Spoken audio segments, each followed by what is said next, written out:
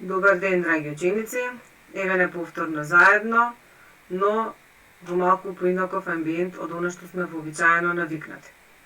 Денес ќе работиме на часот по математика, а ќе се запознаеме со делење со остаток. Всушност, ние знаеме дека делењето го разбираме како групирање или поделба на еднакви делови. Но денес ќе видиме што значи тоа делење со остаток или вишок. Преку еден пример ќе се потсетиме за делењето, што вели вака. Марко имал 10 балони. Ги поделил подеднакво на 5 другарчиња. По колку балони добило секое дете? Во оваа задача гледаме дека има ги поделил. Штом ќе забележиме во задачата дека има збор ги поделил, веднаш знаеме дека треба да работиме операција делење.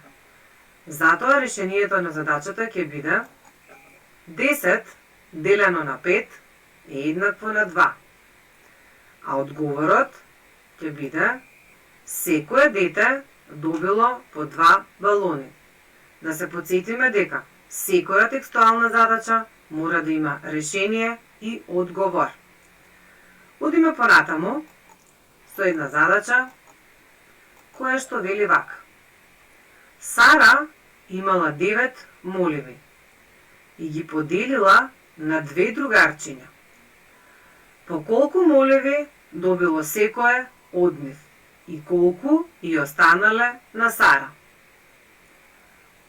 Овдека имаме текстуална задача, која што повторно рековме треба да има пред се прво решение, а потоа и одговор.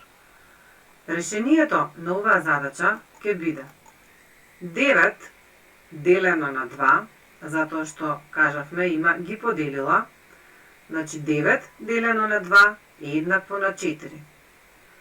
Односно 4 по 2 е еднакво на 8, значи количникот го множиме со делителот и добиваме 8.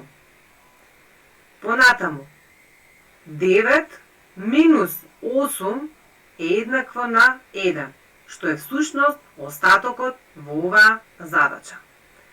Одговорот на оваа задача ќе биде дека секој од нив добило по 8 моливи, а на Сара и останало едно моливче.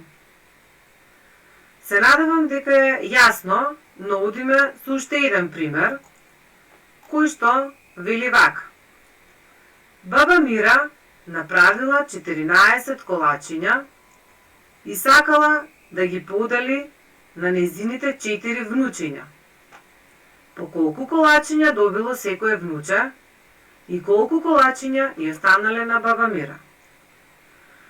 Повторно во задачата имаме операција делење и решението на задачата ќе биде 14 делено на 4 е еднакво на 3.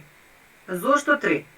Затоа што 3 по 4 е еднакво на 12, што е најблиску до 14, и потоа имаме 14 минус 12 е еднакво на 2, што е остатокот или вишокот во оваа задача. Значи, одговорот на задачата ќе биде секое внуче добило по 3 колачиња, а на баба Мира и останале 2 колачиња. Се надевам дека го разбравте делењето со остаток, затоа ќе пристапиме кон работа во учебникот, кој што ќе го отворите на страна 80, а исто така и вашите тетрадки, и ќе треба да ја решите првата задача под А, која гласи вака.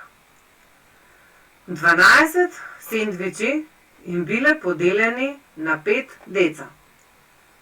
Колку сендвичи ќе добие секое дете? А колку сендвичи ќе останат? Сега, за кратко, ќе го стопирате видеото, а потоа ќе го проверите решението на задачата.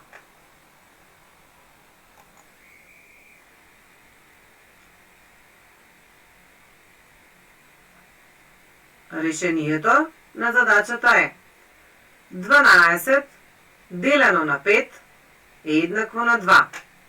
Овде имаме остаток 2.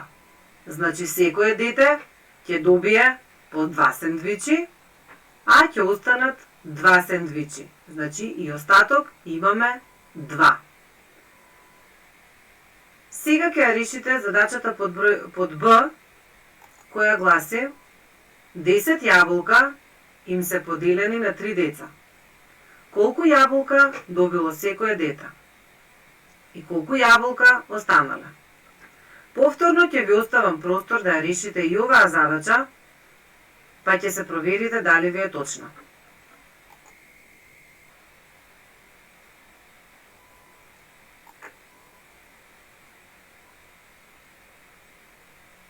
Решението на задачата е 10 делено на 3 е еднакво на 3.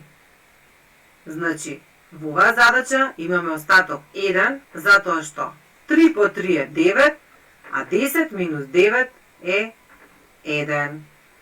И одговорот на оваа задача ќе биде дека секое дете ќе добие по 3 јаболка, а ќе остане едно јаболко. Значи, едно јаболко е остаток или вишок, што го кажуваме во задачата.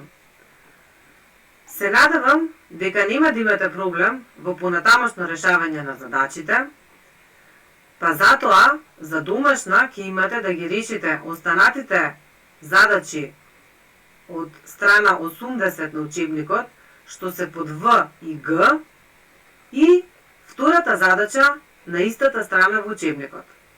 Најдолу имате напатствија за работа во работна тетрадка на страна 64. Откако ќе ги решите задачите, истите ќе ги испратите за проверка кај наставникот. Ви благодарам за соработката и се надевам дека ќе се видиме повторно.